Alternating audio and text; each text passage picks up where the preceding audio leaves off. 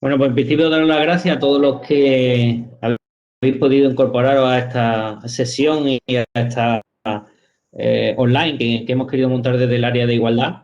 Como ya se explicó en el Consejo de Igualdad y se ha dado difusión a todos los medios, una de las actividades que hemos querido plantear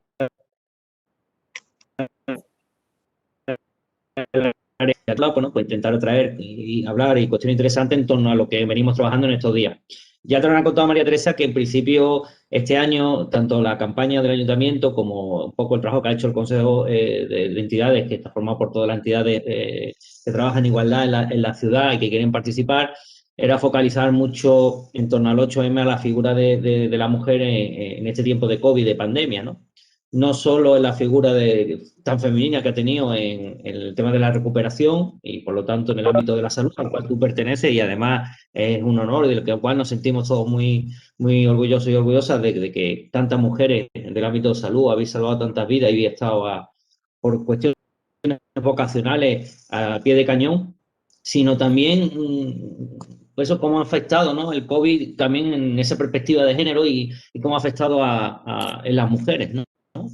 Entonces, cuando el equipo estaba estudiando la posibilidad, nos encontramos con tu propuesta, con tu nombre, porque no solo por tu título, bueno, porque pues es verdad que eres catedrática en medicina de Alicante, de salud pública, con toda la cuestión de epidemiología que también, sino sobre todo lo que más nos ha llegado ha sido tus vídeos. Es decir, es verdad que cuando escuchas tu participación en ponencia, la sencillez con que expones todo el tema de la perspectiva de género en el ámbito de salud es apabullante, ¿no? No, permíteme que te diga que lo haces muy cercano y que es un tema y además en todas las tertulias y charlas que te hemos visto, pues nos ha gustado muchísimo, ¿no? Porque es una forma muy sencilla, alejándonos aún con datos científicos, pero alejándonos de la charla magistral y con cosas muy sencillas, además con opiniones muy personales tuyas que te han comprometido en la cuestión feminista y sobre todo mucho en tu marco de trabajo. Entonces, por tu compromiso, por tu valentía, no solo a la hora de escribir, sino a la hora de publicar,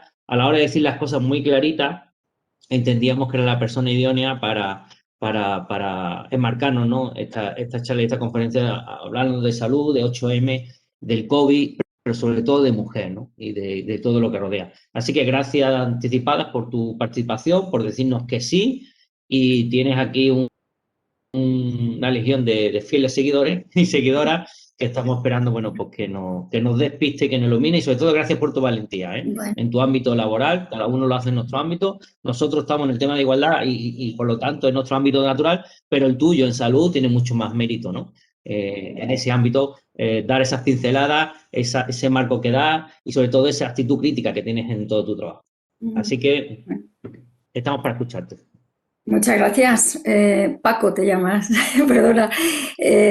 Muchas gracias porque me parece una presentación bonita, cálida y nada alejada, que es lo que a mí me gusta realmente, ¿no? Y entre todas y todos hacemos, ¿verdad? Por la igualdad. Yo lo hago en el ámbito de la atención sanitaria y desde la investigación, que esa es la fortaleza, investigar, producir nuevo conocimiento, publicarlo en revistas de alto factor de impacto, que no es sencillo, porque es muy evaluado hasta que se publica. Y una vez que está publicado, el crédito se da, ¿no? Porque ya por ese tipo de evaluaciones tan dura que tienen los artículos. Bueno, pues nada, agradecida de la investigación. Voy a hacer una cosa, una primera parte de la invitación, quiero decir, una parte destinada a poner el marco del que parte el conocimiento que luego voy a aportaros en relación con el impacto de la COVID en la salud de las mujeres. Pero primero voy a hacer el marco que lleva a esa segunda parte. Cualquier duda, pregunta, pues a vuestra disposición. Y voy a compartir, ¿vale? Aquí. Vale. Bueno, pues, a ver, un momentito, ahora. Vale, pues nada, voy a empezar por cómo fueron los principios de que se hiciera evidente que existía un sesgo de género en la atención sanitaria en perjuicio de las mujeres, que fue con un estudio que se publicó en la revista, una muy importante del ámbito de la medicina, que se llama New England Journal of Medicine y que evidenció con un estudio en 30.000 pacientes hospitalizados en el hospital de Harvard y 30.000 en otro hospital que se llama New Haven, esos en 60.000 pacientes con infarto, que se hacía mayor esfuerzo diagnóstico y terapéutico en los hombres que en las mujeres. En concreto, las pruebas de diagnóstico son las angiografías coronarias y de revascularización, que es un esfuerzo terapéutico, y de una manera muy sencilla os muestro aquí que de cada 100 pacientes ingresados por ictus se hacía este tipo de esfuerzo diagnóstico y terapéutico a 18,8 hombres respecto a blancos, respecto a 14 hombres no blancos, con lo que llamamos nosotros diferencias estadísticamente significativas.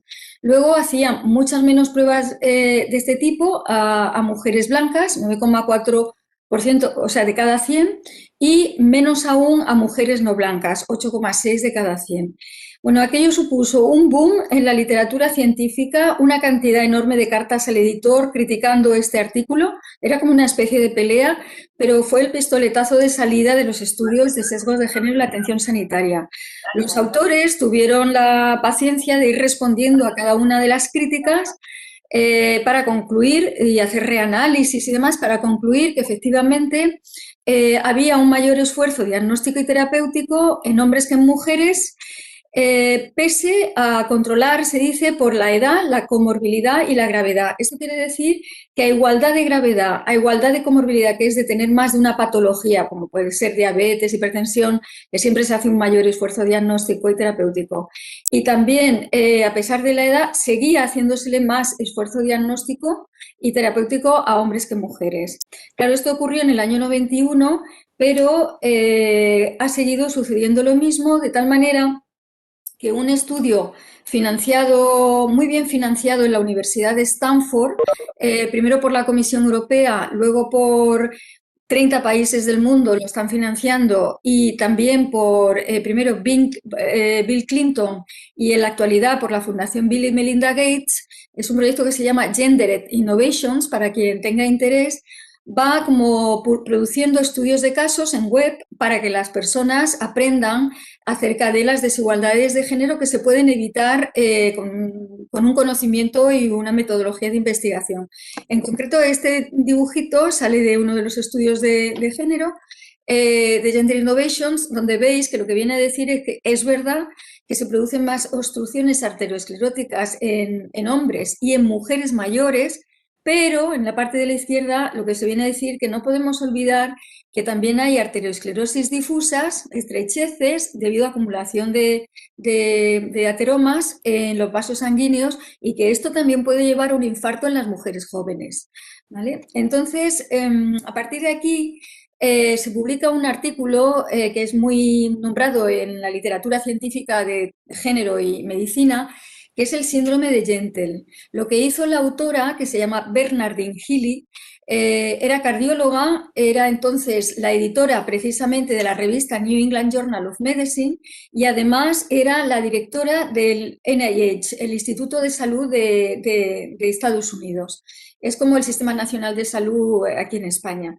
Bueno, pues ella, parafraseando al rol, al papel, no sé si habéis visto la película Gentle, previamente era una obra de teatro, en donde una mujer judía quería acceder a la sinagoga para estudiar el Talmud, pero no puede porque es mujer, se corta el pelo, se reviste como si fuera un chico y así puede entrar en la sinagoga. Pues de la misma manera, por aquellos entonces, estamos hablando del año 91, se habían hecho unos estudios sobre la mortalidad por infarto una vez que las mujeres y los hombres ingresaban en los hospitales.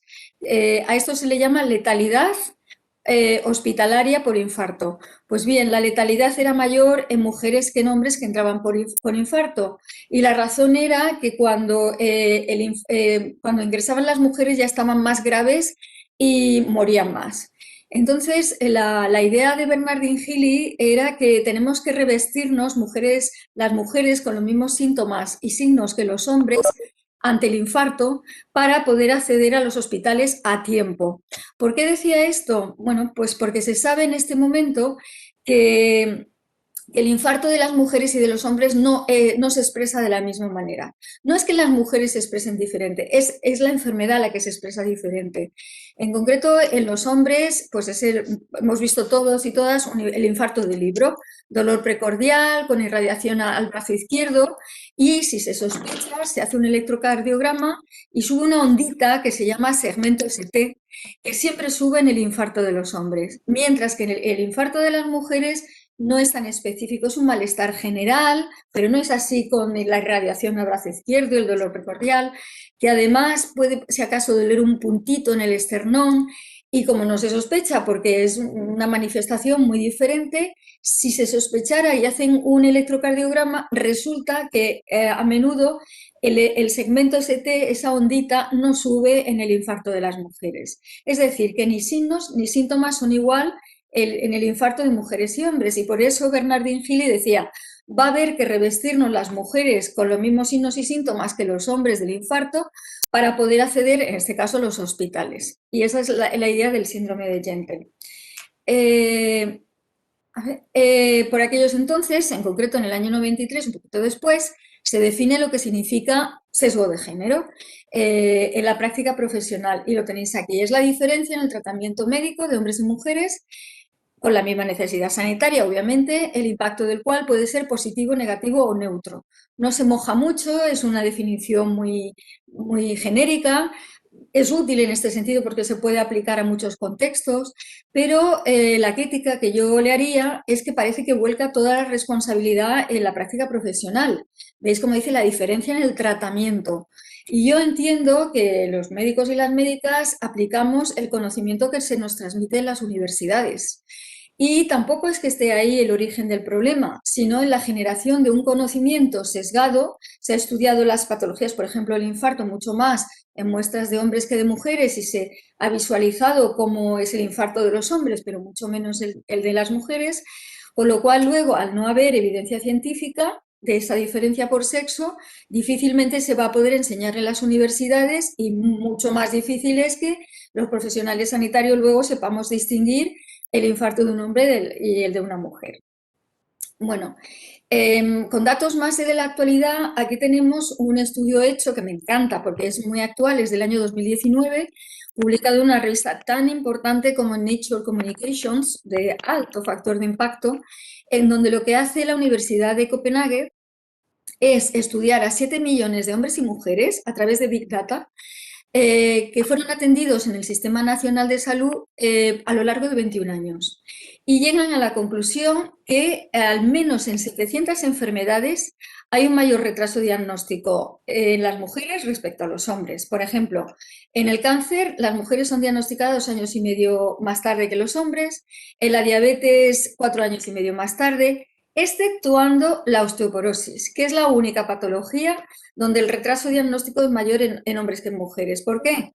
Pues porque la osteoporosis se liga a la menopausia y no se tiene conciencia por parte del colectivo médico de que 1/3 de las osteoporosis son padecidas por los hombres. Es decir, que la perspectiva de género puede ser útil para la salud de las mujeres, pero también para la salud de los hombres, sin duda. La conclusión a la que llegaban la tenéis aquí, que las estrategias nacionales deben considerar las diferencias entre ambos sexos en los signos y síntomas. Y había una conclusión así mucho más de andar por casa, que era: ya no vale el modelo de talla única, donde son los hombres lo que, digamos, se tiene más conocimiento sobre cómo son las enfermedades en ellos, como en el caso del infarto, y sin embargo ese modelo de manera de enfermar pues luego no vale para el caso de las mujeres, ¿vale?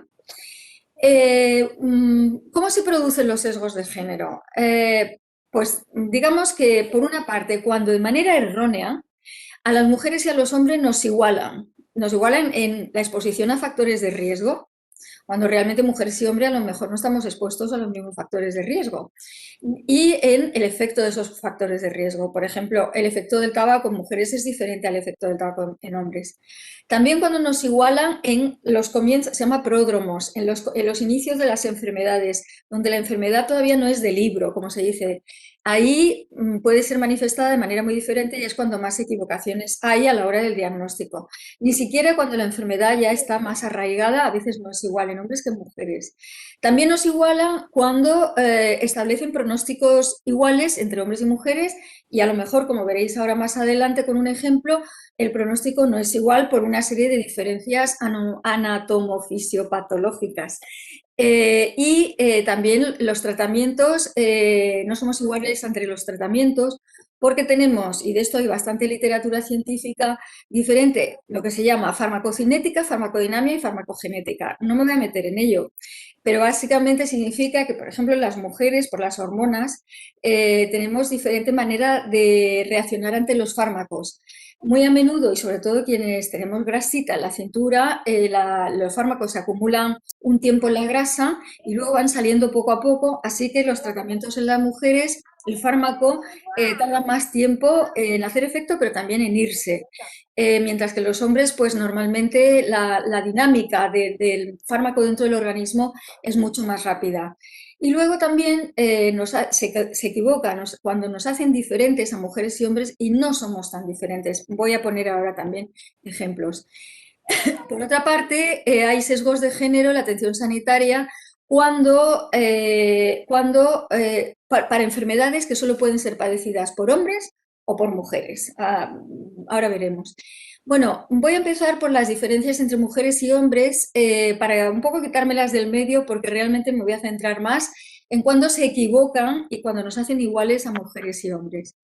Cuando se equivocan, cuando nos hacen diferentes a mujeres y hombres, es en todo lo que está relacionado con, digamos, aspectos ligados a la salud reproductiva y a la salud mental. Yo no sé si sabéis que el concepto de histeria viene de útero, que útero es como se dice, como ístero, es como se decía útero en griego. De tal manera que en los siglos precedentes al nuestro, afortunadamente eso ha desaparecido, cuando teníamos una enfermedad, las mujeres se suponía que a través de unos ligamentos el útero influía en el cerebro y a partir del cerebro en el resto del organismo. Así que si tenías un problema de páncreas, te quitaban el útero. Si tenías un problema de hígado, te quitaban el útero. Era la histerectomía como tratamiento ante todo tipo de enfermedad. Ya digo que eso afortunadamente ha desaparecido.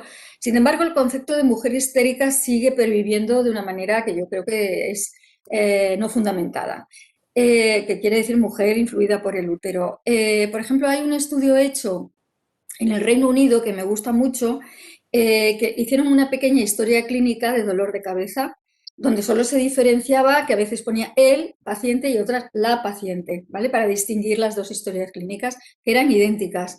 La mandaron a una muestra representativa de los médicos de familia del Reino Unido y una de las preguntas de tres que había era el grado de emocionalidad. Lo medían en una escala del 1 al 5. Pues como podéis imaginar, los médicos valoraban con un mayor grado de emocionalidad la historia clínica cuando era ella la que tenía el dolor respecto a cuando era él. Y esto básicamente es un prejuicio. También hay historias de vida de mujeres muy exitosas, premios Nobel, grandes científicas que acabaron padeciendo enfermedades muy graves como la esclerosis múltiple. Les preguntaron cómo habían sido los comienzos de sus enfermedades y todas, recuerdo haber leído un artículo con 7 mujeres así, decían, bueno, pues al principio no me creían, me decían que si estaba nerviosa, que si tenía mucho trabajo, que si estaba estresada, por qué no me tomaba unas vacaciones y luego resulta ser una enfermedad grave. Bueno, pues dejo aquí el apartado de cómo nos diferencian erróneamente a mujeres y hombres, etiquetándonos de problemas influidos por la salud mental y el útero, para pasar a otros ejemplos. Lo que sí que os digo es que aquí tenéis información, porque ya hay mucha evidencia científica sobre estos errores en la manera de diagnosticar, como puede ser Gender Innovations. Esta sería la referencia a la página web de la Universidad de Stanford, para que la miréis, porque vienen muchos estudios de casos. También tenemos Lancet, que es una revista científica de mucho peso, que a veces pues, bueno, dedicó todo un monográfico a los temas de salud de las mujeres. Hay una revista de cardiología americana que también dedicó todo un monográfico. Es decir, que hay bastante conocimiento sobre las diferencias por sexo y las desigualdades de género que pueden producirse desde la atención sanitaria. Mirad, para un tema que exclusivamente padecen las mujeres, como puede ser la menopausia y el tratamiento con terapia hormonal sustitutiva, hay una catedrática de salud pública de la Universidad de Harvard que hizo una revisión bibliográfica de todo lo que se había publicado desde principios del siglo XX hasta la actualidad en revistas científicas. Yo aquí he hecho como una especie de línea del tiempo para explicaros algunos datos, pero hay muchísimas publicaciones, tanto que tuvieron que trabajar 24 autores para publicar esta revisión bibliográfica. Y aquí veis que desde 1939 y 40 se publicaron 2 artículos ya sobre la asociación entre las hormonas y el cáncer de mama. Uno en el American Journal of Cancer, gran revista, y otro en una revista que se llama Journal American Medical Association. O sea, es la revista de medicina interna de Estados Unidos. Y ya había evidencia en aquellos años. Van habiendo muchos artículos, pero en los años 50 la terapia hormonal sustitutiva, pese a que ya había una serie de dudas serias sobre la seguridad de este tratamiento en la menopausia, se vendía como ahora mismo se pueden vender las vitaminas o los reforzantes, como la terapia de la juventud. Así decía, era un gran éxito comercial. Salían mujeres como yo, montadas en bicicleta, muy contentas, con un cestito, con flores, como que era, pues eso, la terapia de la juventud. Pese a ello, siguieron habiendo artículos, y yo aquí traigo uno en el año 75, publicado en New England Journal of Medicine, donde se evidenciaba la asociación entre estrógenos y cáncer de endometrio. Y siguen habiendo publicaciones en contra de los estrógenos, así que justo el año que yo acabo la carrera, que es el año 80, se comercializa lo que llaman terapia combinada progesterona-estrógenos. Y la idea era, la progesterona protege contra los efectos carcinogénicos de los estrógenos. Pero siguen habiendo artículos que evidencian que sigue habiendo asociación de esta terapia con cáncer. Y en el año 2000, una empresa farmacéutica contrata a la Women Health Initiative, que si queréis tener un conocimiento actualizado sobre salud de las mujeres, entrar en esta organización no gubernamental porque es brillante, y los contratan y hacen un estudio con 29.000 mujeres, unas que toman terapia hormonal sustitutiva y otras que no. Pero al año tienen que cerrar el estudio por razones éticas porque realmente aumenta los infartos y el cáncer. Así que caen las ventas en el ámbito anglosajón y en la actualidad en España es verdad que también hay una enorme caída de ventas, pero os tengo que decir que en el año 2004 se publica unas restricciones así por la Agencia Española del Medicamento muy, muy suaves, y hay 2 artículos por parte del que era entonces presidente de la Sociedad Española de Ginecología y Obstetricia en la revista Medicina Clínica de Barcelona, diciendo que las mujeres españolas no somos idénticas a las mujeres de Estados Unidos en cuanto a la menarquia y a la menopausia, que somos diferentes.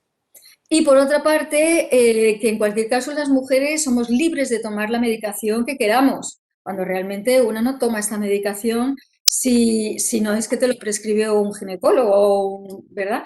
Entonces, digamos que ahí había una serie de intereses creados que ha costado bastante contrarrestar, al punto que en este momento se prescribe de una manera muy limitada este tipo de terapia para grandes síntomas, no para solo síntomas así un poco de calor y ya está, ¿verdad?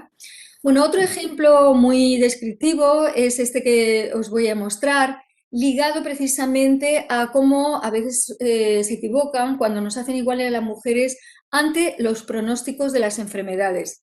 Fijaros, este estudio también se publica en una revista de Estados Unidos muy, muy importante, se llama Proceeding of National Academy of Science, del año 2014, o sea que es bastante nuevo, donde lo que hacen es con unas pruebas muy sofisticadas de radioimagen. Yo he hecho un cortapega de este trocito que viene en este artículo, que es esto que veis aquí, y lo que vienen a demostrar es que las conexiones dentro del cerebro de hombres y mujeres no es lo mismo. En el cerebro de los hombres, es como veis aquí en azul, hay muchas conexiones dentro de un hemisferio y dentro del otro hemisferio. También la hay entre los dos hemisferios, pero mucho menos que en el caso de las mujeres, que, como veis, hay muchas conexiones interhemisféricas. También las hay dentro de cada hemisferio, por supuesto, pero sobre todo hay muchas interhemisféricas. Es muy diferente la manera de conectar los hemisferios en mujeres y hombres. Así que, por ejemplo, si un hombre sufre un ictus que afecta al núcleo del habla de su cerebro, que está en el hemisferio izquierdo, la probabilidad de recuperar el habla no es muy grande. Mientras que si en una mujer se produce ese ictus en el mismo núcleo del habla de los hombres en el hemisferio izquierdo, básicamente la probabilidad de perderla es pequeña, porque resulta que las mujeres tenemos núcleos del habla en el hemisferio derecho también. Es decir, que nos salvaríamos hasta cierto punto por tener núcleos del habla en el otro hemisferio. Por eso es que los pronósticos de las enfermedades tampoco pueden ser los mismos y ahí se equivocarían en la medida que nuestra anatomía y nuestra fisiología, que es la manera natural de funcionar nuestros órganos, es diferente. Bueno, y un caso que yo diría que explica muy bien por qué el origen del problema está en la investigación es este que os traigo. En el año 2015 se intenta comercializar la Viagra femenina. Se llama Flibanserin. Entonces, en Estados Unidos, empezó a sonar que había reacciones cruzadas entre este fármaco y el alcohol. Cuando lo tomabas juntos se potenciaban y digamos que había efectos secundarios. Entonces yo me entero por este artículo publicado en una buenísima revista, en la de Medicina Interna de Estados Unidos, pero esto publicada en julio más o menos, me entero que este autor dice, está muy bien que la empresa farmacéutica haya hecho un ensayo para evidenciar los efectos cruzados que hay entre el alcohol y el flibanserin. Lo que no se entiende, decía, lo que no se entiende es que hayan estudiado a 27 personas, donde 25 son hombres y 2 mujeres, para un fármaco que se van a tomar las mujeres solamente. Esto se llama mala ciencia, porque realmente, y hay de hecho un lobby en Bruselas intentando presionar para que se incluya también mujeres en los ensayos clínicos en muestras representativas del número de mujeres que se van a tomar el fármaco y del número de mujeres, de hombres que se van a tomar el fármaco. Que no puede ser que estudien sobre todo a hombres y a muy poquitas mujeres y que luego los resultados de la evaluación de esos fármacos también se infieran a las mujeres. Es decir, que si es seguro para hombres, lo sea para mujeres. ¿Me entendéis, no? O sea, realmente para poder llegar a esa conclusión tienen que estudiar a muestras de mujeres. Bueno, yo como ya sabía que había hay muchos estudios en este momento de sesgos de género y de cómo la perspectiva de género puede contribuir a hacer mejor ciencia, propuse a la Fundación Esteve hacer una monografía sobre este tema y lo que hice fue buscar en nuestras bases de datos bibliográficas, que se llama Medline, autores y autoras españoles o hispanoparlantes que hubieran publicado muy buenos artículos en revistas de alto factor de impacto sobre temas ligados a los sesgos de género en la atención sanitaria. Paré en 11 porque la empresa esta me dijo que la fundación que solamente me pagaba 11 capítulos, pero había muchos más y así que ahora mismo los invité a ciegas, una especie de cita ciegas, con los autores de estos artículos, les pedí si podían pasarlos a un capítulo de la monografía, lo adaptaron y bueno, pues publicada está. Es gratuita. Si pincháis en la web esta, la podéis descargar. Si la pedís a la Fundación Esteve, os la manda gratuito el ejemplar. Así que, bueno, ahí está, para que leáis un poquito más sobre sesgos de género pues en diferentes ámbitos, digamos, de diferentes patologías. Bueno, ¿qué factores sabemos en este momento que son muy importantes y que lo transmito para vuestro conocimiento y manejo personal? Cada vez tenemos más claro que se conoce más de una patología, una enfermedad, dependiendo de en qué sexo es más prevalente. Es decir, que una enfermedad que es más frecuente en mujeres, como la osteoporosis, pues probablemente el sesgo de género se produzca en los hombres, más que en las mujeres, porque de las mujeres, sobre osteoporosis en mujeres se sabe mucho más. El lupus eritematoso o la artritis reumatoide, que son enfermedades más frecuentes en mujeres, pues lo mismo, se va a diagnosticar y tratar antes y mejor a mujeres que a hombres. Sin embargo, hay otras muchas patologías que son más frecuentes en hombres, como puede ser la espondiloartritis o el cáncer de colon y recto o el de pulmón, que como es mucho más frecuente en hombres, pues se maneja mejor esta patología en hombres y en mujeres se puede fallar, ¿vale? O sea que el tema de la mayor prevalencia, vosotros si alguna vez tenéis algún problema, buscar en quién es más prevalente, si en hombres y en mujeres, y a partir de ahí pues podéis manejaros mejor con los médicos con los que vayáis a hablar. Y además tenemos que saber, pues se pone aquí, que la edad de comienzo de las enfermedades es diferente según sea hombre o mujer, la misma enfermedad, que la sintomatología, como os he dicho, es diferente, que los pronósticos son diferentes y que la respuesta a los tratamientos son diferentes. Así que siempre tenerlo en mente, ¿vale? Para el manejo de alguna enfermedad futura y poder hablar con los médicos y médicas que os traten. ¿Por qué sucede esto? ¿Por qué sucede? ¿Qué razones hay? Bueno, pues básicamente, yo no sé si sabéis que a la hora de diagnosticar medicina, lo que hacemos es, por una parte, hacer la historia clínica de nuestra familia y la nuestra propiamente. Hacer un examen físico y por otra parte, si con estas con toda la información que nos aporta la historia clínica y el examen físico no llegamos a un diagnóstico, que normalmente sí se llega en el 80% de las enfermedades en atención primaria, sin necesidad de llegar a una prueba complementaria, pues no hace falta más, pero muchas veces hace falta pruebas complementarias, ¿vale? Y eso sería la tercera manera de diagnosticar. Pues, ¿qué pasa cuando una patología solamente se diagnostica por el signo y síntomas sin llegar a hacer una radiografía o una analítica? Pues muy a menudo lo que sucede, y hay evidencia sobre ello científica y estudios que muestran que ante un mismo síntoma, el mismo, sea por ejemplo el dolor, es interpretado de manera diferente si se es una mujer que si se es un hombre. Aquí, esto hay bastante evidencia, aquí lo tengo, de artículos porque las investigadoras de los países nórdicos investigan mucho sobre el tema del dolor y hay artículos tan interesantes como este que veis aquí, que tiene un título futurista, Walking Down Vía Dolorosa, que está en latín. O sea, paseando por la Vía Dolorosa o viajando o andando desde la atención primaria hasta la clínica de los especialistas, que en los países nórdicos suelen ser los rehabilitadores.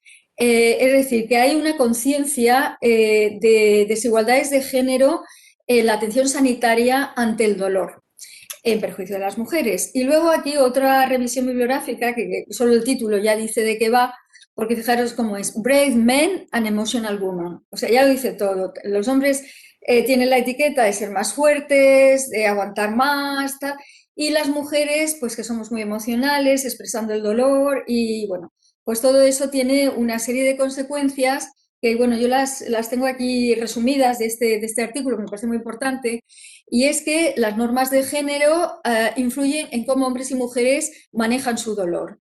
Pues lo típico, los hombres estoicos, y hay referencias bibliográficas, estudios sobre todo esto, que a más hombres se les ve como estoicos, a las mujeres como sensibles, como histéricas, y muchos dolores de las mujeres acaban en inexplicados o inexplicables. Por otra parte, las normas de género también influyen en cómo hombres y mujeres afrontan el dolor. Pues lo típico. Bueno, básicamente por lo que yo he podido leer, lo que sucede es que los hombres, como tienen dolor, pues llega un momento que se cuestionan su identidad. Dicen, yo antes no era así, yo era fuerte, no soy el mismo. Es decir, que hay un cuestionamiento, una afectación de la identidad. Las mujeres, sin embargo, tengo que aprender a manejar el dolor porque tengo que trabajar, tengo que atender a los niños. Hay mucha literatura sobre este asunto. Y también que hay sesgos de género en el tratamiento del dolor, porque a las mujeres le cuestionan mucho si no será un dolor psicológico o que se están quejando con un dolor pues que no es tan importante y sobre todo si van bien arregladas al médico o a la médica. Si tienes buena apariencia te creen menos, de esto también hay estudios. Y también hay estudios de cómo la prescripción de fármacos es muy diferente ante el dolor de mujeres y hombres, porque en el caso de los hombres cuando duele se deriva al médico especialista con más frecuencia, mientras que en el caso de las mujeres, por si tiene una enfermedad grave, que tiene que tener un tratamiento muy específico, mientras que en el caso de las mujeres se da analgesia, que yo me negaría, por cierto, a que me dieran analgésicos, porque la analgesia oculta el problema que puede haber detrás. Y se quedan dando vueltas dentro de la atención primaria y no llegan a saltar a la atención especializada, donde te pueden diagnosticar un problema determinado y darte un tratamiento que no es sintomático para el síntoma que sería el dolor, sino ya terapéutico para curar o controlar el problema de salud específico. Bueno, el segundo problema que tenemos, ¿por qué se produce esto de los sesgos de género? Es porque,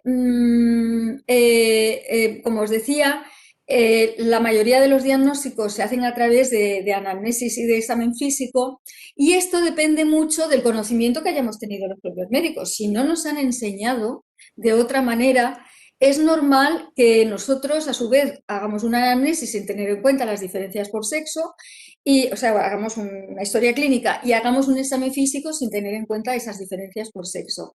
Va a depender mucho de la historia personal y profesional. Esto lo podemos igualar un poco a lo que serían los ángulos muertos de visión de los coches. Si tú, sabemos, ¿no?, que cuando vamos conduciendo, depende cómo nos posicionemos delante del volante, habrá a lo mejor un coche que nos venga por la derecha y que no lo veamos.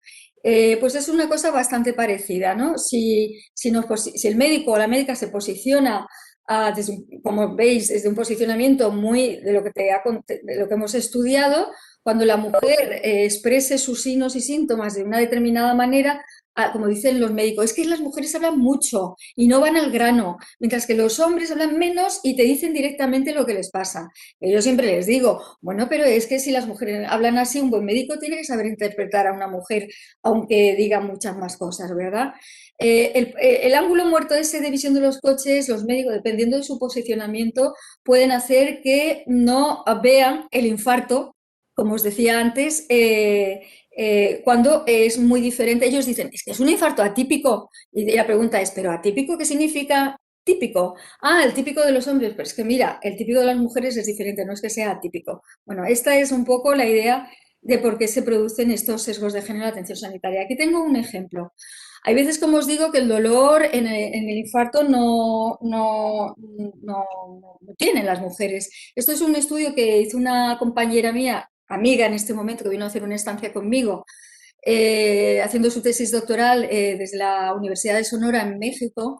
Y fijaros, una mujer entrevistó a mujeres con infarto, entrevistó a médicos y médicas de la atención primaria y a cardiólogos y cardiólogas. Y fijaros, dice, yo les digo que yo no sentí, yo nunca sentí dolor, yo no lo registré, yo decía, me tiene que, espera, perdona que es que no lo veo porque yo les decía, me tengo que sentar porque sentía como que iba a azotar. Decía yo, no, es que aquí yo creo, me empecé a sentir como desguanzada solamente. Una hora ya no más, dije, ya sabes, mi hijo, que me chequee la presión. La médica intensivista me decía, ¿dónde te duele? O sea, la fuerza quería que me doliera, pues, ¿dónde te duele? Es que no me duele nada. Y tenía un infarto, ¿vale? O este que es de un estudio de Dinamarca, un médico miró, no creía que fuera el corazón, creía que era el estómago, por lo que dijo que me debería ir a casa y alegrarme de que no fuera nada, pero fue grave, era un infarto, ¿vale? O sea que realmente cursa de manera muy diferente. Esto trae una serie de problemas de salud y de problemas en calidad de vida, tanto en el trabajo productivo remunerado como en el trabajo reproductivo. Realmente les altera su proyecto vital. No voy a meterme en ello, pero sí deciros que en este momento tenemos bastante claro que las necesidades físicas son diferentes cuando una mujer y un hombre enferman, eso serían diferencias según sexo, y eso sucede en un contexto que nos pide cosas diferentes a mujeres y hombres tanto en el ámbito productivo remunerado como en el ámbito doméstico y de cuidados. Y que hay que tenerlo en cuenta dentro del ámbito médico para poder atender a mujeres y hombres como cada uno de ellos lo necesitan. En tal caso, yo digo que hay que reconceptualizar las ciencias de la salud y, como dice un compañero, son 30 años para cambiar un paradigma. Ya ha pasado 30 años desde el estudio de este que os he comentado al principio, del infarto, y espero que cambie no muy tarde, porque realmente ya hay mucho conocimiento al respecto. Hay veces que la ciencia no es tan mala, porque, por ejemplo, porque sé que he estado haciendo más bien crítica constructiva, y es que estos investigadores fueron premios Nobel por el descubrimiento del Helicobacter pylori, que es un agente infeccioso, como origen de la úlcera péptica. Antes de su descubrimiento, a las mujeres no las diagnosticaban nunca de úlcera péptica porque se entendía que era el tabaco lo que producía como factor de riesgo de la úlcera péptica. Después del conocimiento de que es un agente infeccioso, como hombres y mujeres podemos padecerlo, a partir de ahí ya sí que los médicos fueron buscando la úlcera péptica también en mujeres y hombres, en mujeres además de en hombres, y en este momento la prevalencia es la misma en ambos casos. Y bueno, el problema de los fármacos psicotropos sería un problema a atender, pero creo que me queda no tanto tiempo y me gustaría pasar a lo que sería la COVID. Sí, deciros que esto es un problema muy, muy grave, porque a las mujeres las prescriben más fármacos psicotropos sin que realmente sean necesarios siempre.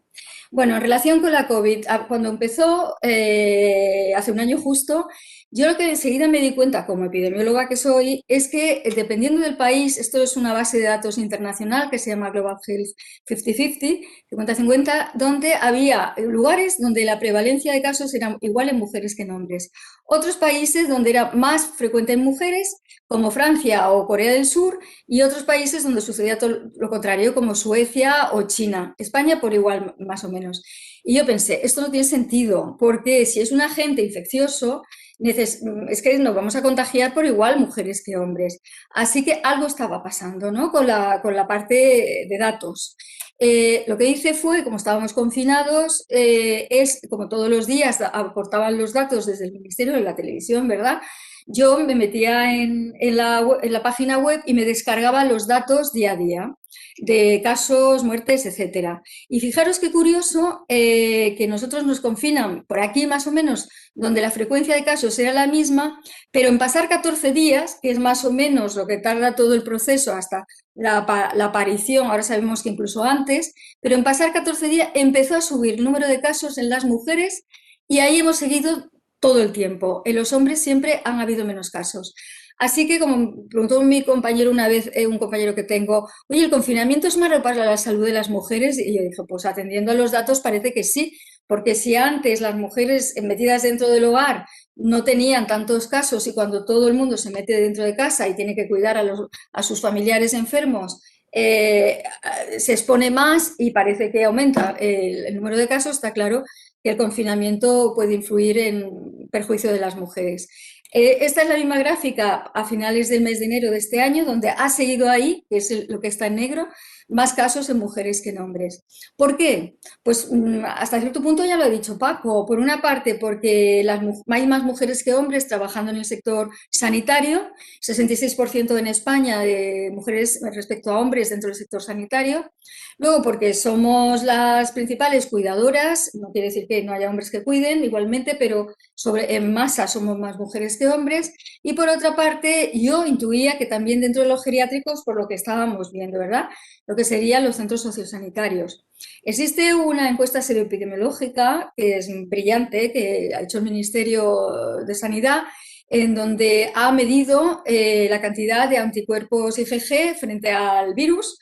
Desde que comenzó el estudio, ya vamos por la cuarta ola, la cuarta ronda se llama, y en mujeres hay una mayor frecuencia de COVID, o sea, de anticuerpos anti-IgG, 10,1% de mujeres respecto al 9,6% de hombres. Y quienes más frecuencia de casos tienen son el personal sanitario, mujeres, y también las mujeres que cuidan de personas dependientes en los domicilios. ¿Por qué sucede esto? Bueno, pues sucede porque hay un mayor contacto estrecho de casos de COVID probable y confirmado. Son datos del Ministerio de Sanidad, aquí tenemos a las mujeres y aquí a los hombres, porque tienen más contacto con personas con infección respiratoria aguda, que muchos de ellos seguro que eran COVID, y porque hacen más visitas a los centros sanitarios. Claro, esto es una exposición directa de riesgo para contraer COVID. En aquella época, en el comité del confinamiento, murieron 21.545 hombres y 19.826 mujeres. Quedaros con esta cifra. Pero no vale que nos digan que mueren más hombres que mujeres. Negaros, porque esto es lo que se está diciendo. Mueren más hombres que mujeres hasta las edades más avanzadas. Estos son datos de la Comunidad Valenciana y hay bastante evidencia científica, muchas publicaciones que están de acuerdo con que las mujeres a partir de los 80 años superan en el número de muertes a los hombres. Ya no vale decir que mueren los hombres hasta una determinada edad y las mujeres a partir de esa edad. Lo que pasa es que aparece este indicador en el Ministerio de Sanidad, propiamente dicho, sale este indicador que se llama exceso de mortalidad. Yo creo que lo habréis oído. Una cosa son los fallecimientos y otra cosa es el exceso de mortalidad. El exceso de mortalidad lo que mide es cuántas mujeres y cuántos hombres mueren más este año respecto a años precedentes. Eso es un programa que se llama MOMO, de seguimiento de la mortalidad, que fue diseñado para seguir todos los años la muerte por olas de calor, pero se ha aplicado al caso de la COVID. Y como podéis ver, en negro tenemos aquí a las mujeres inicialmente que tenían menos exceso de mortalidad, pero a partir de una determinada a partir de una determinada fecha aumenta el exceso de mortalidad de las mujeres por encima del de los hombres. Y mi pregunta fue, para mí misma, ¿cómo puede ser? Si hay más fallecimientos de hombres, que haya mayor exceso de mortalidad de mujeres. Algo no me cuadraba, ¿verdad? Posibilidades, bueno, pues que las mujeres se murieran de otra cosa diferente a COVID, porque como había esa presión sanitaria, sería posible que no hubieran sido atendidas y hubieran muerto más. Pero también tenía yo la idea en la cabeza viendo esta gráfica del Ministerio de Sanidad, que a los hombres los hospitalizaban más que a las mujeres. ¿Veis que los hospitalizan más que a las mujeres? Y a mí esto me hizo pensar, estos son datos del confinamiento, porque a partir del 29 de mayo el Ministerio de Sanidad ha dejado de dar datos por sexo. Os lo digo para que lo sepáis. Solamente casos, frecuencia de casos, frecuencia de muertes y frecuencia de hospitalizaciones. Ya está. El resto de todo lo que os voy a enseñar solo puedo enseñar datos hasta el 29 de mayo porque ahí desapareció la información. ¿Por qué pensé yo que a lo mejor había muertes, digamos, ocultas de mujeres por COVID? Pues porque si vosotros acordáis, en aquella época los test diagnósticos de COVID no había ningún sitio donde hacérselo, solamente en los hospitales. Así que si más hombres eran ingresados que mujeres, esto significaba que más hombres habían podido ser diagnosticados de COVID que las mujeres.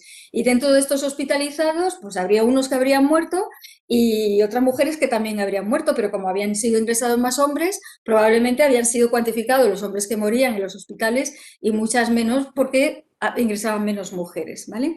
Pero esto no lo podía yo confirmar porque no tenía datos.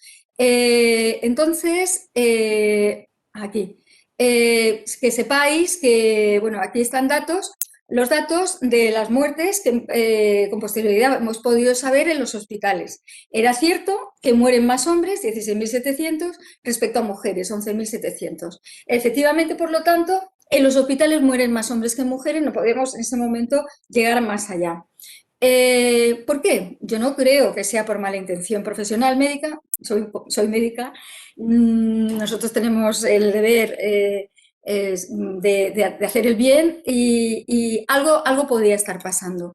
Entonces, como había datos sobre los signos y síntomas y las enfermedades que tenían las mujeres y los hombres relacionadas con la COVID, yo hice estas tendencias donde podéis ver que más o menos fiebre tienen tanto hombres como mujeres. Quizá un poquito más en una etapa los hombres, pero por igual la fiebre padecían hombres y mujeres. Aquí tenemos que también la disnea es un poquito superior en número de hombres que de mujeres, pero no son grandes las diferencias. Sin embargo, aquí tenemos cómo donde hay gran diferencia en el padecimiento en hombres más que en mujeres es en la neumonía, es en lo que se llama síndrome de distrés respiratorio, que te asfixia, que tal, y en otros síntomas respiratorios, siempre más hombres que mujeres, y también en fallo renal. O sea que realmente, digamos que los hombres sufrían unas enfermedades como muy, muy graves. Yo me fui aquí a hablar con la jefa de la unidad de COVID del Hospital General de Alicante porque los datos del Ministerio decían que ingresaban los graves, pero, a ver, criterio de gravedad hay muchos, así que fui a preguntarle a ella, que me dijo que era la neumonía, principalmente estaba siendo la causa de ingreso. Por lo tanto, era normal que los hombres ingresaran más que las mujeres. También, además, los hombres, encima, van acompañados de más comorbilidad, esto de tener otras patologías a la vez, como es la enfermedad cardiovascular, más enfermedad respiratoria y más diabetes. Así que miel sobre hojuelas en cuanto a la gravedad de los hombres y la comorbilidad y, por tanto, el mayor esfuerzo diagnóstico y terapéutico que se tenía que hacer en ellos que en ellas. Y fijaros, las mujeres, sin embargo, lo que más tiene, pues tenía más tos, tiene más diarrea y más vómitos porque cursa con un cuadro digestivo con mayor frecuencia que los hombres y también más dolor de garganta. Pero realmente ninguna de las cuatro, digamos, manifestaciones es muy grave, con lo cual era normal que ingresaran menos que los hombres. Pero esto tiene unas consecuencias. Y en concreto, según los datos del INE, que han salido ahora como 5 semanas, de cada 100 hombres fallecidos, 76 le confirman que han fallecido por COVID y 67 mujeres, menos de cada 100, ¿vale? Y eso hace que fallezcan por COVID sospechoso, que quiere decir, no te he hecho la prueba, aunque parece que tienes la enfermedad por los síntomas, 24 hombres de cada 100, mientras que mueren de COVID sospechoso 33 mujeres de cada 100, más. Y yo esto sí que lo encuentro un sesgo de género, porque lo que me está indicando es que no ha ingresado en el hospital, no le han podido hacer la prueba diagnóstica, y si no le han ingresado en el hospital ni le han podido hacer la prueba diagnóstica, tampoco han hecho el esfuerzo terapéutico debido. En concreto, para que lo sepáis, y esto lo sé desde hace 5 semanas, en las residencias han muerto 4.845 hombres en esa etapa del confinamiento y 7.082 mujeres. Es decir, que más hombres mueren en los hospitales y más mujeres bien diagnosticados normalmente y más mujeres mueren en los centros sociosanitarios, es decir, los geriátricos, normalmente pues mucho peor diagnosticada, probablemente con más COVID sospechoso. De hecho, y gracias a estos datos de hace muy poquito del INE, del Instituto Nacional de Estadística, hemos hecho esta gráfica que veis aquí. Fijaros cómo de todos los muertos en el hospital en aquella época, el 51% son hombres de COVID confirmado con el diagnóstico y el 34-35% de mujeres. Y ya muy poquitos sospechosos porque serían los que llegarían y no les daría ni tiempo a hacerle la prueba.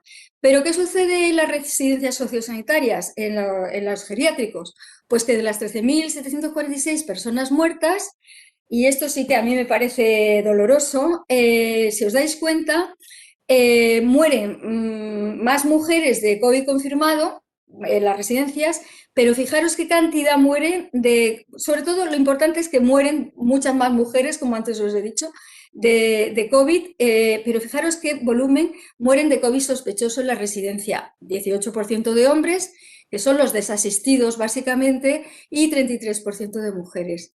Y esto es complementario. Aquí mueren 60% de COVID de la residencia mujeres y 33% de hombres, y aquí es prácticamente a la inversa. 60% mueren hombres en los hospitales y 33% mujeres. Yo entiendo que aquí sí que se percibe un sesgo de género por una no han sido derivados a los hospitales y han sido atendidos muchas más mujeres que hombres.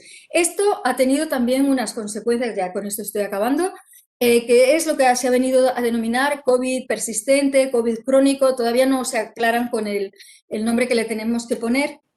El 11 de noviembre salió publicado en Internet este estudio de la Sociedad Española de Médicos Generales y de Familia, hizo como una especie de radiografía del COVID persistente y, como veis, lo que vienen a decir es que el 79% son mujeres que tienen secuelas de la COVID, de un promedio de edad de 43 años. Es decir, que las mujeres tienen todos estos síntomas mucho más que los hombres en la actualidad. ¿Y de qué depende de que no hubieran muerto o no hubieran tenido estos síntomas o hubieran tenido menos síntomas? Básicamente depende del diagnóstico precoz. Conclusión en este sentido, para cualquiera de vosotras, en la medida que tengáis la mínima sospecha, acudir al hospital. A mí la jefa de aquí de COVID me dijo: María Teresa, tú cuando tengas así cualquier cosita que pienses que tal, te vienes, porque es una enfermedad que no da la cara hasta que no está la persona ya grave. Así está en este momento la situación en nuestro país. Estamos ya en las 90.000 personas fallecidas. Todo el tiempo han habido más casos, según el Global Health 50-50, esta base de datos internacional. Todo el tiempo ha habido más mujeres que hombres con caso de COVID y lo peor es que en fallecimiento nos aproximamos peligrosamente hombres a mujeres, en el sentido de que los hombres están descendiendo, pero las mujeres están aumentando el número de fallecimientos. Así que mucho cuidado. Básicamente, con esto acabo, con este chiste o esta viñeta del roto, que viene a decir irónicamente que la normalidad consiste en creer que lo que pasa es normal. Y hace ya tiempo que desde los estudios de género en medicina nos hemos dado cuenta de que en ocasiones tenemos que decir: oye, esto que está pasando no es normal, y aportar evidencia para que la medicina pues cambie. Y muchas gracias.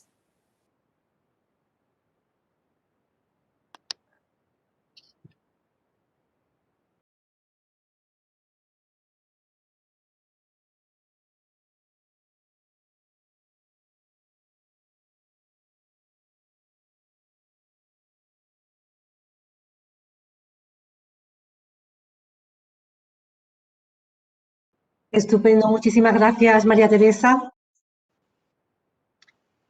Si os parece, pasamos al turno de palabras. Si hay personas que quieren hacer alguna pregunta, por favor, lo ponéis en el chat y os damos paso.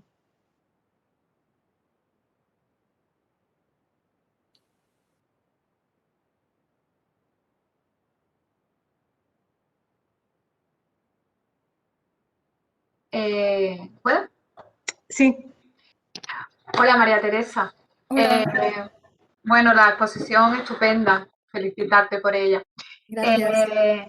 Yo quería saber también que normalmente en la residencia hay más, creo, no he mirado la estadística, pero creo que hay más mujeres que hombres, ¿no? Porque llegan más avanzada edad.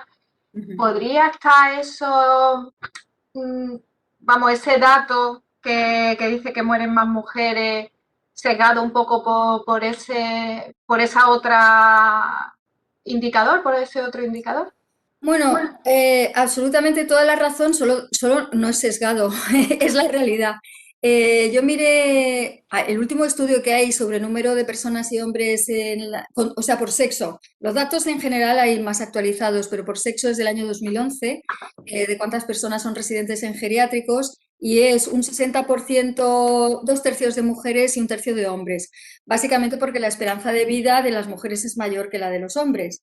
Y efectivamente lo que ha ocurrido es que, bueno, pues en ese contexto han muerto más mujeres no atendidas, que al final es lo importante, ¿no? En definitiva. Sí, sí, pero totalmente de acuerdo. Vale. Y otra pregunta que quería hacer es ¿por qué dice que por qué crees que a partir de una fecha no se dan los datos desagregados por sexo? Yo llevo un caballo de batalla con esto en el ministerio, porque yo andaba analizando estos datos todo el tiempo, iba aumentando mis gráficas y todo esto, publicando ya algo he publicado, y de pronto el 29 de mayo desaparece, y no se puede entender, porque fijaros, la OPS mientras tanto me contrató para un proyecto de COVID en Latinoamérica.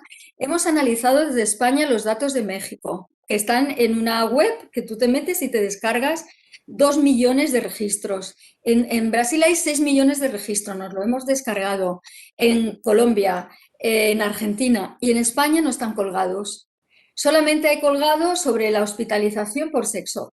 y bueno, los datos de casos de COVID y los datos de fallecimiento. A mí me parece una falta de transparencia importante. Ya lo hemos comunicado. Yo pedí la base de datos como lo hacemos con otras bases de datos que las pedimos y por razones de investigación te las pasan anonimizadas, por supuesto, y me dijeron que era mucho trabajo.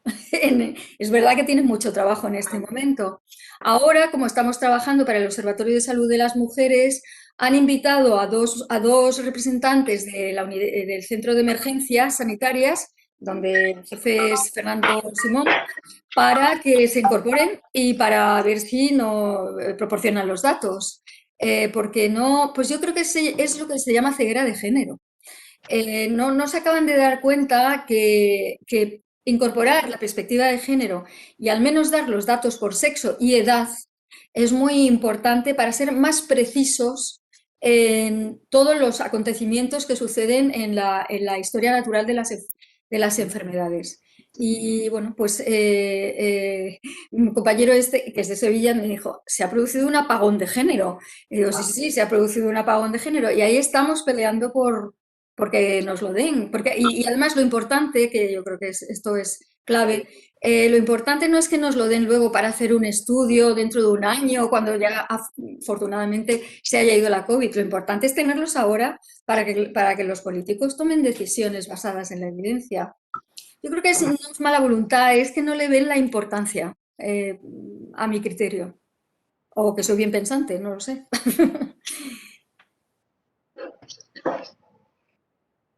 Vale, gracias, Teresa. De nada, Lourdes. Hola, buenas tardes, María Teresa. Hola.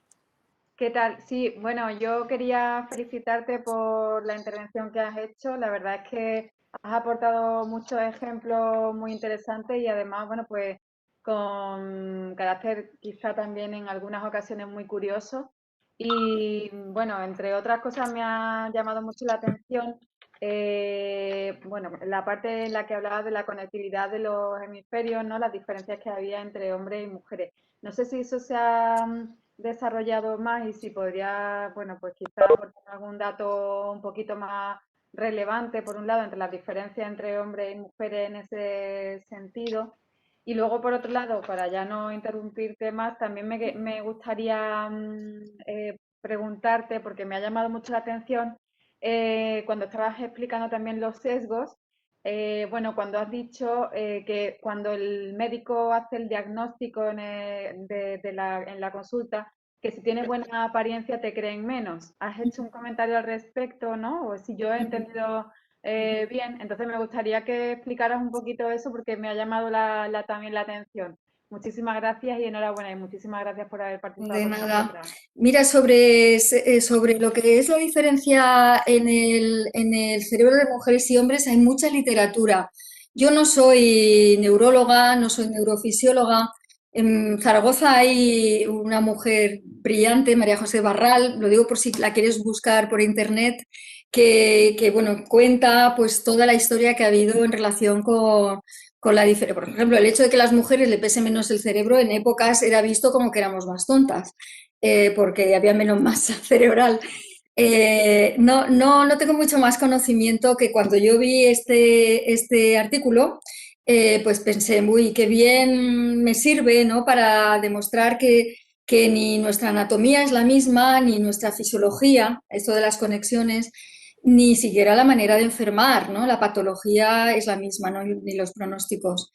Hay muchos ejemplos, por ejemplo, yo tengo también sacado, a veces son mis datos, a veces son de la literatura científica, cómo los astronautas preparan muy diferente a mujeres y hombres astronautas, porque sí que tienen muy en cuenta estas cuestiones que estamos comentando, desde todo el cuerpo humano, la talla, hasta aspectos ligados a nuestro propio, digamos, órganos. Por ejemplo, en el tema de los profesionales sanitarios, no tiene que ver con el cerebro, pero es que se me está ocurriendo ahora, y los trajes de los EPIs, Hay muchos problemas porque ni las mujeres son tan grandes como los hombres, muy a menudo, no quiere decir que no haya mujeres grandes de talla, y también las caras son de tamaño muy diferente. Así que se están produciendo diferentes efectos secundarios en hombres y en mujeres que llevan tantas horas puestos los trajes y las mascarillas. Un traje además grande puede aumentar el riesgo. Si una mujer se pone un traje grande, un traje estándar, pero grande para ella, aumenta el riesgo de contagio a la hora de quitártelo. Y lo que venían a decir desde diferentes estudios que ya hay sobre el tema es que es necesario que las instituciones, con el poder que les da la autoridad, contratar ese volumen de material y, por tanto, pagar a las empresas una enorme cantidad de dinero, podrían presionarlas para que, igual que existen tallas de vestidos y de gorros, ¿no? Existan tallas de EPIs y de mascarillas que se adapten mejor a la fisonomía y tamaño de hombres y mujeres. Pero sobre la parte neurológica, aunque hay bastante evidencia, yo por ejemplo he visto el tema de cómo la evolución del ictus es muy diferente en hombres y mujeres, mucha de esto. No tengo más conocimiento. Y sobre el tema de... Yo he trabajado en espondiloartritis, en enfermedad respiratoria, y ahora estoy trabajando en enfermedad inflamatoria intestinal, en lo que se llama crónico-colitis ulcerosa, dos enfermedades muy graves, muy discapacitantes, que pueden llegar a veces a tener que extirparle por úlceras parte del intestino. Y trabajo con los de digestivo, antes trabajé con los reumatólogos. Ya sabemos, y vamos a poder evidenciarlo con nuestro estudio también, que a más mujeres que hombres las etiquetan de síndrome del colon irritable, que es algo así como: nena, estás estresada, lo que tienes que relajarte. Síndrome del colon irritable es: tienes diarreas, pues porque estarás muy nerviosa, porque estarás preocupada. Es nada, en definitiva. Dicen que es un problema como funcional, que funcional es cuando no se sabe qué es, se dice funcional. En las mujeres es que tienen mucho más problemas funcionales, que quiere decir que no saben lo que es. Mientras que luego, nosotros, como estamos estudiando a estas personas, ya cuando ingresan en el hospital y son atendidos en digestivo, pues se sabe que tienen estas patologías tan graves, ¿no? Como es la enfermedad inflamatoria intestinal. De esto me puedes preguntar mucho.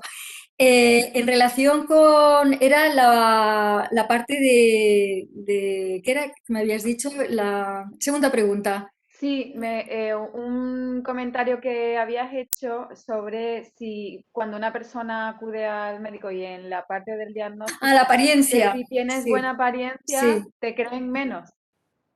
Pues mira, te puedo contar una anécdota. Hace ya, un compañero de UBI me cuenta un chiste sobre una mujer que llega con una sospecha de infarto, rubia de peluquería y con bien peinadita. Y el chiste iba de eso. Y yo no me acuerdo el chiste porque, a pesar de haber nacido en Andalucía, soy de Melilla, pero no soy muy dada a los chistes.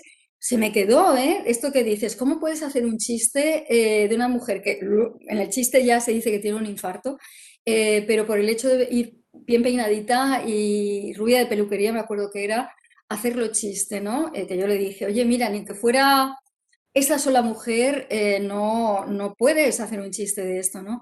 Pero sí que hay bastantes artículos de cómo a las mujeres con buena presencia, que es lo normal que cuando vas al médico te pongas arregladita, pues las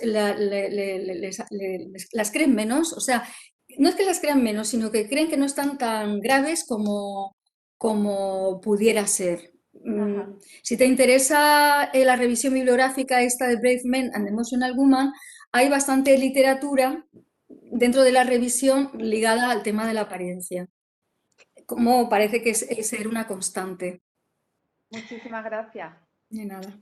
Ha pedido la palabra Paqui Cruzado. Si quieres intervenir, Paqui. Hola. Hola. En primer lugar, María Teresa, darte las gracias por tu conferencia, por lo asequible que ha sido, por la amena y por la información que nos ha dado y nos ha abierto los ojos.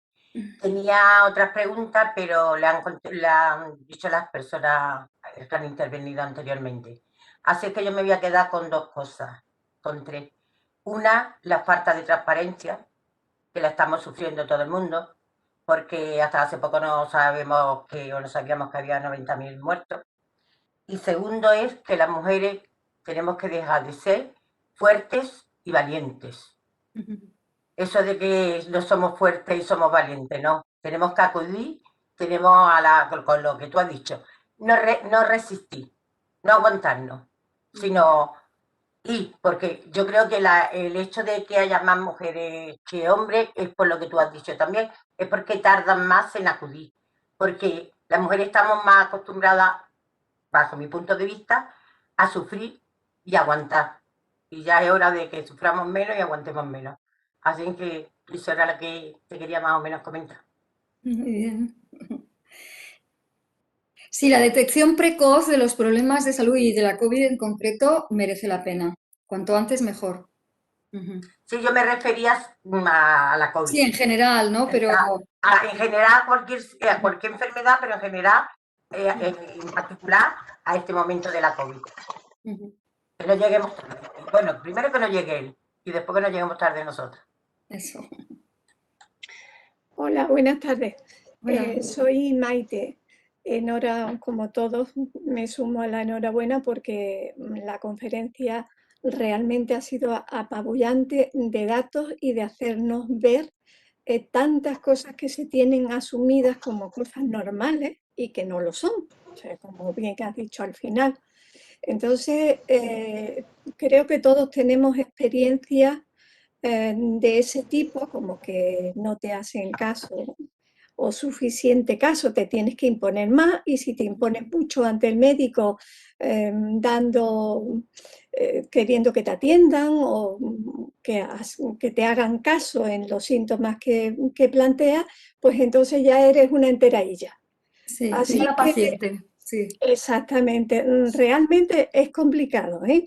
En mi caso particular es una enfermedad rara y tenemos muchos enfermos en la Asociación de Enfermedades Raras, con más prevalencia, por cierto, casi el doble de mujeres que de hombres, y todos se quejan de lo mismo, de que es muy, muy difícil que cuando vayas con unos síntomas te los admitan desde el principio. Y bueno, ahora con la COVID, pues claro, esto se ha evidenciado mucho, pero a todos los niveles de enfermedad, y es que está muy, muy introducido ese sesgo de género a todos los niveles y nos va a costar mucho trabajo sacarlo de encima, ¿eh? Mucho. Yo tengo hijas ya, yo tengo nietos Yo también. y observo que muchas cosas ellas están siguiendo algunos de los patrones incluso peores que los que yo he tenido. Yo veo como una involución en ese sentido, pero bueno, seguiremos peleando. Muchas gracias. O sea, no tengo preguntas concretas porque la información ha sido exhaustiva, y lo que sí tomo nota es de lo de la Fundación Esteve, para que me manden, para escribir un correo y que me manden la información a la que te has referido. Muchísimas gracias. Bueno, yo soy optimista, o quiero ser optimista por una cuestión, por lo menos en España, pero bueno, fuera también, hay interés en incorporar la perspectiva de género en las carreras universitarias.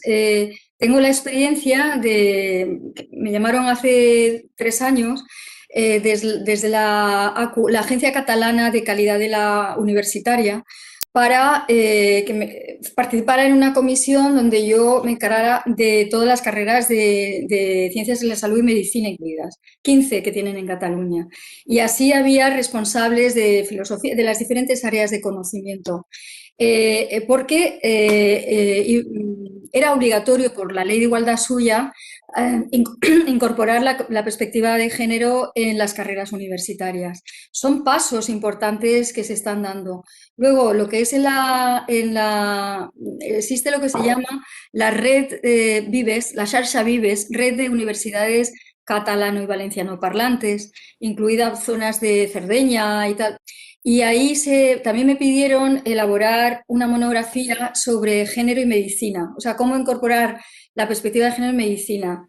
Por ahí sé que en Galicia la han traducido al gallego, es decir, que se están dando pasos para la incorporación de la perspectiva de género en las carreras universitarias. Yo creo que eso es clave, porque la medida que se enseñe las diferencias por sexo, algunas de las cuales os he mostrado, pero hay ya mucho conocimiento, de muchas otras, pues los médicos aplicarán lo que aprenden. Ahora terminé de dirigir un trabajo fin de máster de medicina y lo que ha hecho la alumna es mirar cómo aparece lo que ya se sabe de las diferencias por sexo en las leucemias, cómo aparecen los libros que utilizamos, Farreras, en fin, libros de hematología y de medicina interna. Y no aparecen prácticamente las diferencias por sexo que ya se conocen porque están publicadas en las revistas científicas, que siempre van por delante.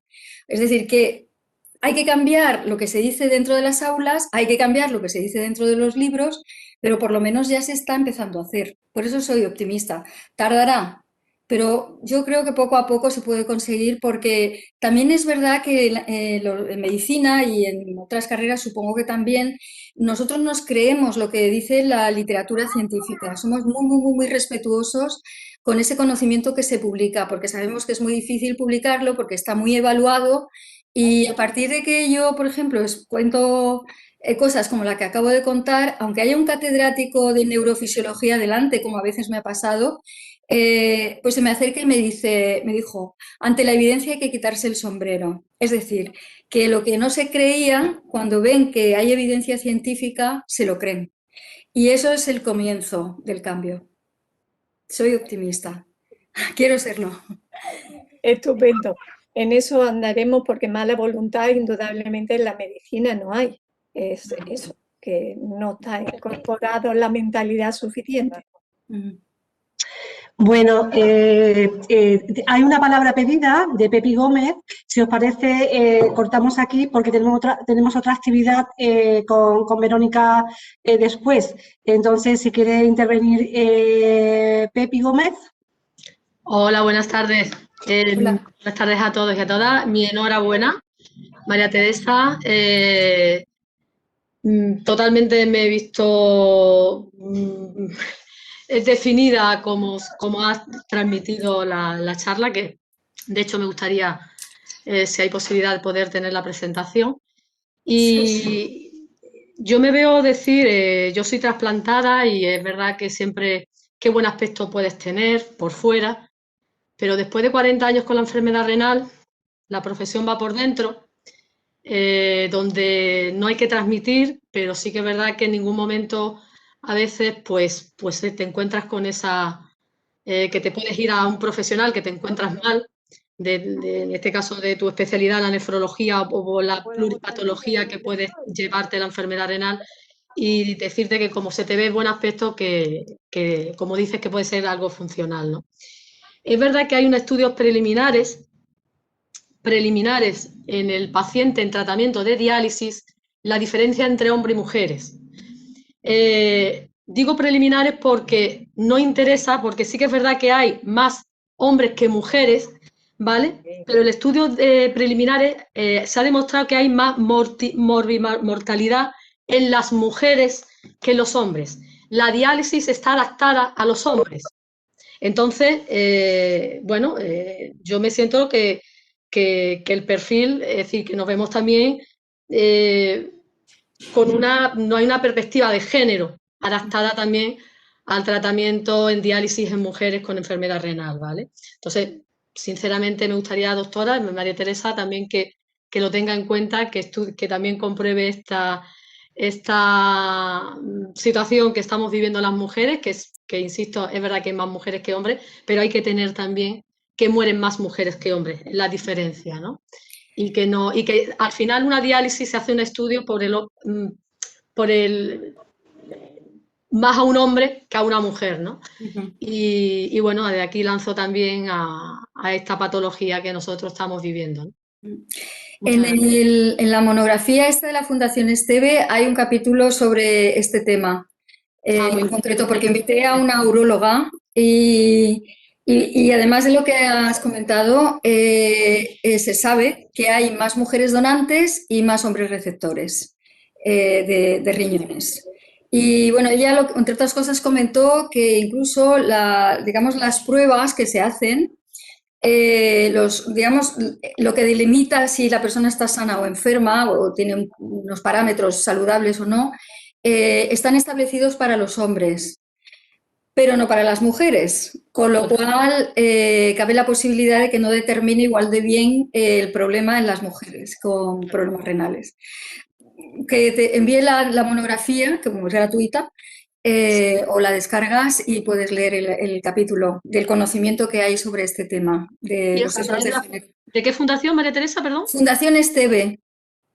Vale, perfecto. Yo si queréis, le mando a Fuensanta la presentación y que os la mandé a quienes estéis interesados o interesadas. Perfecto.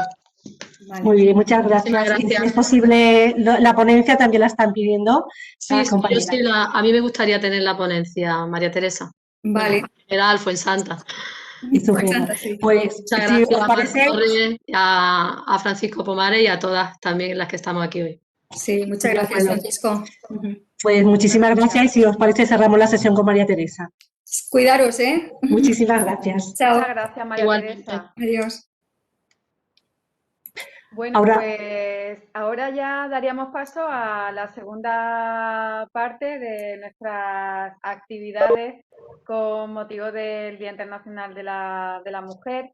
Viene a ser una actividad de la mano de Verónica Ruth Frías, que ha estado por aquí con nosotras desde el principio de la jornada.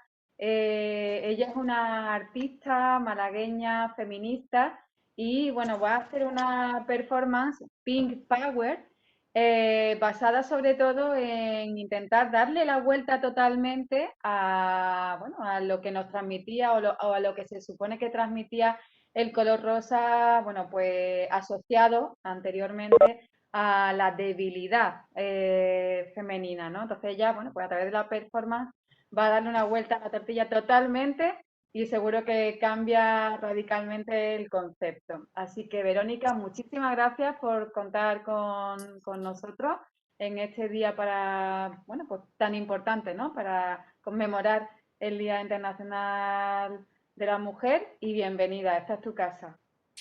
Pues muchísimas gracias. Lo primero, dar las gracias por haberme invitado a hacer una performance online, que no quisiera empezar a hacerla un poco sin explicar, porque no creo que la mayoría sepa qué es una performance, ¿no? Entonces, me gustaría hacer una pequeña introducción antes que ponerme en faena, ¿no? Entre comillas. Y decirle a Teresa que me ha parecido súper importante lo que cuenta, porque yo también pienso que los números no son una cosa que engañen, que no pueden engañar. Igual que en el mundo del arte tampoco nos engañan, cuando, por ejemplo, en el mundo del arte somos el 73% de las matriculadas en Bellas Artes son mujeres y, sin embargo, en la feria de arte más importante que hay a nivel nacional, solo hay una representación del 5% de las mujeres españolas. Entonces, los números no engañan. Cuando ponen los números por delante, da igual lo que pueda pasar, que los tiene ahí, ¿no? Para contrastarlo. Bueno, voy a compartir mi pantalla un poco para hacer una introducción de lo que voy a hacer, ¿no? Y por qué hago... ¿Se ve? ¿Se ve? Se ve. Sí, se ve. Vale, se escucha. Bueno, pues voy a hacer un poco la introducción. Me ha dicho que soy una artista. Yo vivo en Villanueva del Rosario, muy importante, en Málaga, en un pequeño pueblo donde me vine con mi pareja en 2007 y donde tuvimos estas dos niñas maravillosas que veis aquí. Aquí veis una obra mía, que es una pieza de una instalación de libros que se llama Arnau, ¿no? Con la necesidad de contar la presencia de la mujer en el mundo del arte y tener esos referentes. Y una cosa que me persigue siempre es eso de I am a woman, I am an artist, ¿no? Esa reivindicación que acabo de contar de tanto por ciento de las mujeres que se matriculan en Bellas Artes y las que triunfan realmente, ¿no? Aquí tenéis mi DNI, para que me conozcáis un poquito más. Este es mi número de DNI. Tengo 42 años, tengo dislexia, mido 1,43, no lo podéis ver, pero me crezco en los vídeos y en las fotografías. Nunca planeé tener hijos y tengo 2 hijas maravillosas. El mar no es mi medio. Y soy artista por suerte y necesidad. Y os voy a contar un poco cómo hago el salto de la pintura a la performance, ¿no? Que creo que es lo importante porque es lo que voy a hacer, ¿no? Yo cuando termino mi primera obra que fue seleccionada, yo llevo pintando mucho tiempo, pero con la obra que realmente la última serie de pinturas que hago, son esta serie de pinturas, bueno, aquí esta no es mía, esta es de Goya, el fusilamiento del 2 de mayo, en el que yo, mi afán siempre por acercar el arte contemporáneo a la gente, me hace hacer versiones de cuadros famosos, que me perdone Goya que lo vea, y es la primera vez que yo, además de pintar, pegaba mi cara y pegaba la cara de mis amigos, ¿no? Y entonces era como que empezaba a formar en la primera vez que me hago de protagonista, ¿no? Era la protagonista de los cuadros de Goya, aquí era la protagonista de un cuadro de Rousseau, aquí están las meninas, está Frida Kahlo, está Van Gogh, porque eran como mis padres y mis madres, ¿no? Mis referentes, ¿no? Que era lo que yo conocía en aquel momento, ¿no? Porque yo vengo de la pintura donde no hay ordenadores, yo termino la facultad, no tengo ordenador, no tengo cámara de vídeo, y somos exclusivamente, yo termino con una especialidad de pintura, ¿no? Pero ¿qué pasa con la pintura? A mí esta pieza me gustó mucho y la gente se acercaba y la reconocía, porque estaba reconociendo que era un cuadro, que era Dalí. Yo hacía de Dalí, ponía las piezas de Dalí colgadas y pintadas en estas grandes instalaciones que hacía. O, por ejemplo, ponía mi cuadro en las caras de Frida. Pero ¿qué pasa? Que si mi afán por acercarme a la gente llegó ese año, en el 2005, a dar un pasito más, ¿no? Si yo quería realmente llegar el arte a la gente, pues la primera vez que yo hago una performance sin tener idea siquiera muchas veces de lo que estaba haciendo, que era una performance, ¿no? Ahora estamos súper informados y podemos buscarlo todo en internet, pero yo terminé una escuela de arte en Sevilla y a mí en quinto de carrera todavía me hacían pintar y replicar la Capilla Sixtina, ¿no? Entonces, la contemporaneidad no había llegado a mi vida y estaba llegando con el ordenador, estaba llegando con las nuevas tecnologías, ¿no? Que ahora mismo tenemos tan implantadas, ¿no? Entonces me preparo un proyecto que se llama Disfrazando el Arte. ¿Qué hago en este proyecto? Pues lo que hago es que me disfrazo de artistas que me gustaban, igual que había hecho en la pintura, pero ahora me disfrazo y con una pancarta como si fuese un juglar, pues me disfrazo de artistas que a mí me interesan y me doy un paseo por el pueblo. Eso lo hice en aldeas y pueblos de Andalucía. Yo lo hice en aquel momento, pues la paridad me obligaba, eran 8 mujeres y 8 hombres, ¿no? A lo mejor si lo volviese a hacer, lo haría solamente de mujeres. Pero en aquel momento quería visibilizar tantas mujeres como hombres, ¿no? Me disfrazaba, era la primera vez que yo hacía una acción con público que tenía que interactuar, porque la pintura significa que tú te quedas en tu casa pintando en solitario, ¿no? Y esto, hacer una performance, significa la que hoy vamos a hacer, no, lo siento mucho, ojalá la pudiésemos hacer en directo y luego tomarnos algo, pero esta es una manera de que evolucionen también la performance, ¿no? Yo no sé si se llama meta performance o post performance o performance online, no sé cómo se va a llamar, pero es una manera también de seguir trabajando, ¿no? Porque yo me dedico al mundo del arte y es una actividad no esencial, ¿vale? Que no se olvide. Aquí me disfrazo de Marina Abramovic, por ejemplo, aquí era Toulouse-Lautrec y ponía, por ejemplo, las cartelas. De niño se rompen las piernas alcanzando la edad adulta con un tronco de tamaño normal y unas piernas. Privado de la clase de vida normal, se comienza a dedicar al arte. Contaba un poco como esos juglares que iban por los pueblos. A día de hoy sigo viviendo en un pueblo y sigo intentando acercar el arte allá donde vivo, ¿no? Esta era Cindy Sherman y así es como yo doy el salto de la pintura a la acción en vivo, ¿no? Una performance es una acción que se realiza con público, aquí menos mal que me vaya a mirar vosotros, y en la que se puede interactuar o no se puede interactuar con el público, donde no hay exactamente un guión, no es una película que tú tengas puesta o un guión, sino que es una acción que se lleva. Puede ser una acción como que te golpeas con un zapato en la cabeza. Eso puede ser una performance y detrás tendría una teoría, si la tiene o si no la tiene, ¿no? Pues yo vengo a hablar hoy del Pink Power, ¿no? Y os voy a contextualizar este proyecto porque voy a hacer la performance de este proyecto. ¿Por qué empieza el proyecto Pink Power? Pues porque, como estabais diciendo, ¿no? No sé si ha dicho una compañera en una consulta que ha hecho, que ella ve ahora a su hija, ¿no? Que como que van de retroceso, ¿no? Yo cuando tengo a mis niñas, a mí me había costado mucho llegar a donde estoy, ¿no? Y pensaba que a ellas no le iba a costar tanto, ¿no? Ni que esas diferencias de género no iban a estar tan presentes en su vida. Pues no, no es así. Cuando tengo a las niñas empiezan a regalarle cocinitas, carritos, todo rosa y todo asociado con los cuidados, ¿no? Entonces me di cuenta que no puedo luchar, por ejemplo, con mi padre, ¿no? No puedo luchar con una sociedad completa como me pasó a mí. Yo odiaba el rosa de pequeña. Yo era amarilla. Yo odiaba el rosa porque estaba asociado con ese tipo de princesas dulces que no se quejan y no se puede subir a los árboles y están modositas, ¿no? A mí me gustaba subir a los árboles y me parecía que el rosa no iba conmigo, ¿no? Pues mira, qué vuelta vaya a dar, hoy vaya a ver cómo me convierte en rosa total, ¿no? Aquí vuelvo a ser un poco lo mismo que hablaba en el 2005 con mis pinturas, y lo que hago es coger una obra, coger el movimiento Black Power, que lo tenéis que haber escuchado ahora con estos movimientos de violencia de policial hacia los afrodescendientes, sobre los afroamericanos, y yo cojo este movimiento, este puño negro, y lo convierto en un puño rosa. ¿Por qué? ¿Por qué salió el movimiento Black Power? Porque este movimiento salió en el 1960, cuando estos obreros que veis aquí salieron, eran trabajadores de las minas, salieron con esos carteles en los que ponía I am a man, yo soy un hombre, ¿no? Yo soy un hombre como ese hombre blanco y tengo los mismos derechos y oportunidades, ¿no? Entonces se creó un movimiento que se arrastra hasta nuestros días, ¿no?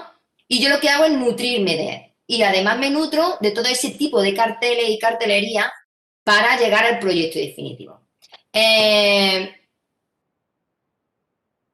A mí sí me sigue interesando cuando mis hijas cuando viesen el rosa que le estaba regalando su abuela una bicicleta, el rosa que le estaba regalando su tía o el rosa que le estaba tal, que lo asociasen no con princesa, sino con otro tipo de adjetivos, de connotaciones, que ellas viesen el rosa y viesen, yo soy colectivo, yo soy paz, yo soy fuerte, yo soy valiente, yo soy coraje, yo soy mía, yo soy tu hermana, yo soy feminista, ¿no? Quería que ellas asociasen no a la división, ya que no podía realmente desvincularme durante una edad, ahora sí, ahora ya no están con el rosa completo, pero durante un momento dado su armario de mi hija Mina era completamente rosa, ¿no?